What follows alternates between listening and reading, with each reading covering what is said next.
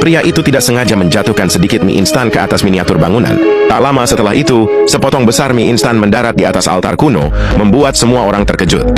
Seorang pelayan maju dan mengendusnya, dia menemukan bahwa mie besar ini ternyata beraroma daging sapi.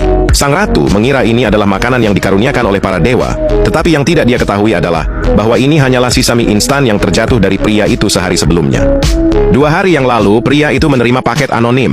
Ketika dibuka, ternyata isinya adalah sebuah miniatur bangunan dengan kota kuno di dalamnya. Pria itu sangat takjub, dia bahkan bisa melihat figur-figur kecil di dalam miniatur itu dengan jelas. Saat itu sang ratu sedang berdoa kepada para dewa karena negaranya dilanda kelaparan.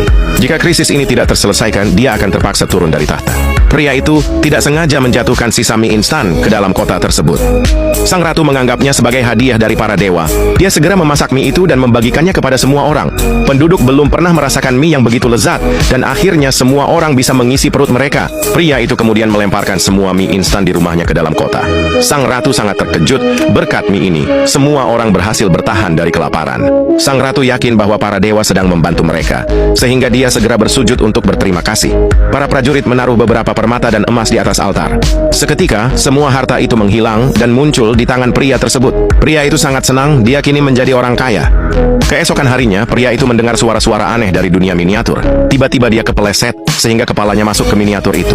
Kepalanya yang besar tiba-tiba muncul di langit, membuat semua orang terkejut. Mereka mengira itu adalah perwujudan dewa dan segera berlutut serta bersujud kepada si pria. Pria itu melihat bahwa ada peperangan di negara kecil itu, sehingga dia menyemprotkan api ke arah miniatur. Seketika, musuh di medan perang terbakar dan berlarian panik mencoba melarikan diri. Setelahnya, pria itu melemparkan beberapa petasan ke dalam miniatur dan musuh-musuh langsung terlontar ke udara. Dia berhasil membantu negara lemah itu mengusir musuh.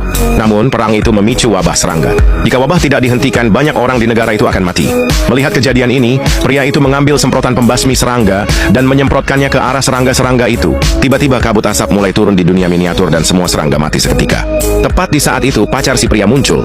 Dia ingin melihat apa yang sedang dilakukan pacarnya. Tiba-tiba, seekor kecoa terbang masuk ke dalam dunia miniatur. Di dunia itu, kecoa seperti monster raksasa, membuat semua orang ketakutan.